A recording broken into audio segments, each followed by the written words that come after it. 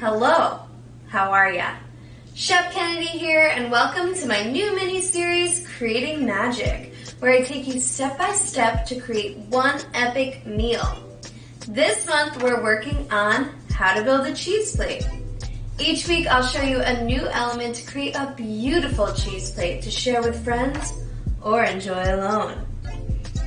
Ladies, gents, gender nonconformers, and Hufflepuffs alike, it's time for the moment we've all been waiting for.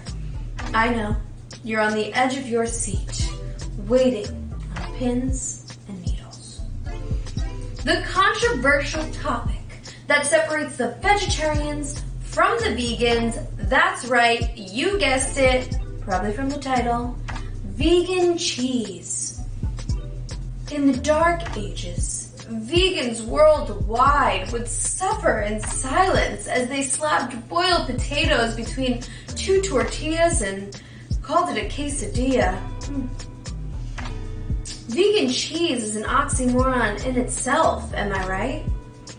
In the past, the only vegan cheese on the market was this sad plastic blob that wasn't melty, stretchy, or even tasty for that matter. But times have changed. In the past 10 years, vegan cheese has made so many advances that will trick even the harshest critics. Mozzarella stick with me, kid, and I'll show you how simple it is to make your own cheese from scratch. You're gonna go nuts for this stuff. Today we are making a creamy goat cheese and a sharp cheddar. We're going to start with the goat cheese and a quarter block of tofu pressed.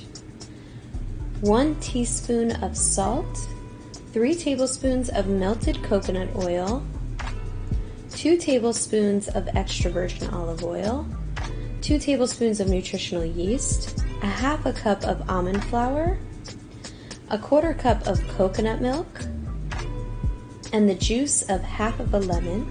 I'm just going to blend that on high until smooth and creamy. I always like to scrape down the sides to make sure everything's incorporated. Now transfer that into a bowl and allow it to chill overnight. Optionally, you can toss them in different flavorings. I'm going to take some pecans and chop them here, and some cranberries as well. And cranberries tend to stick to your knife, so toss those in the nuts and then chop finely. Now you can take your goat cheese mixture and roll it into a ball, working quickly as the coconut oil will melt by the heat of your hands. Now just gently toss that in your nut and fruit mixture and allow to chill before serving. Now we're going to take some black pepper, some red pepper flakes, Maldon sea salt, and mix that up. And again, take your goat cheese mixture, roll it into a ball, and I'm going to do a log shape here. So I'm just going to gently press it down with my fingers and then tuck in the sides for some sharp edges. Now for chives, you're just going to take a bunch and roll your knife down the chives, using your other hands holding them tightly and gently moving your fingers back as the knife gets too close to your fingers. Just try to get them as even as possible.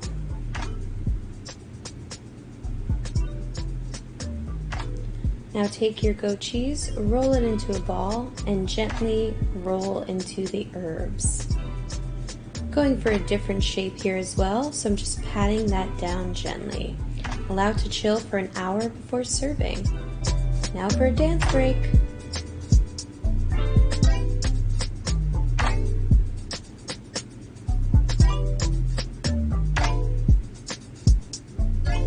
Onto our cheddar cheese, we'll take a tablespoon of annatto seeds and a quarter cup of melted coconut oil and cook for about 10 minutes to release that color. Now we're going to take a quarter cup of soaked and drained cashews, 1 tablespoon of apple cider vinegar, 1 tablespoon of extra virgin olive oil, and 1 tablespoon of miso paste.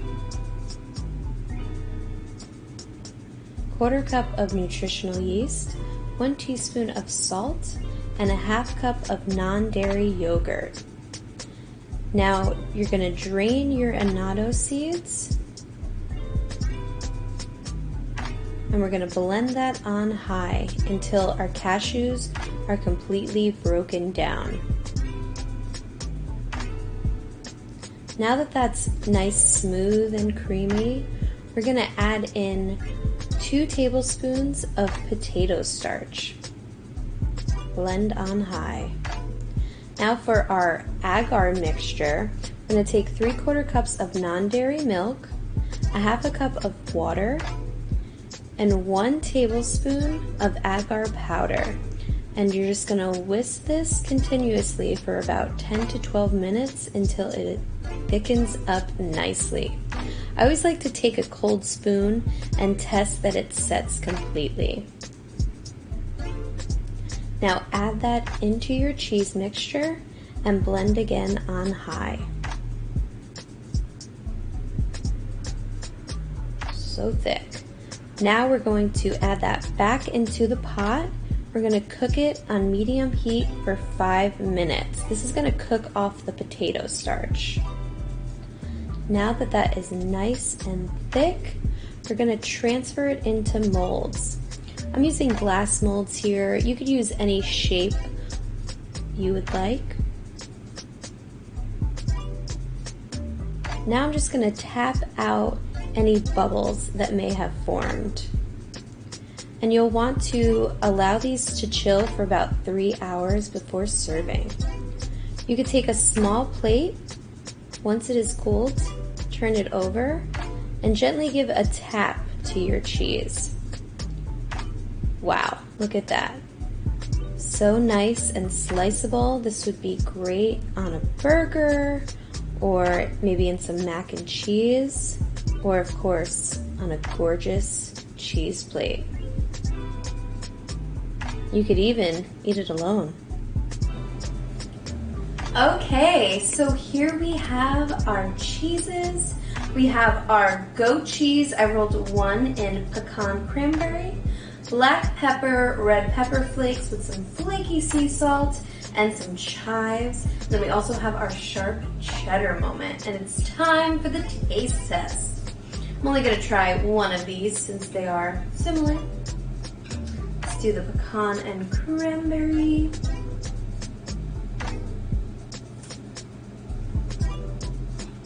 Mmm. Mmm. Mmm.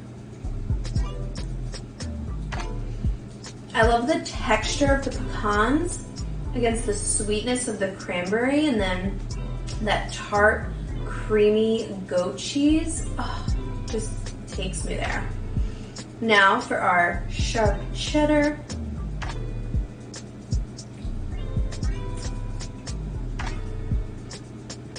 Mmm. Mmm. Wow. I love the umami, funky flavor that's coming through. It's really giving me that cheesy moment. Well, hey, don't forget to like and subscribe, because next week we're making focaccia and crackers to accompany our cheese.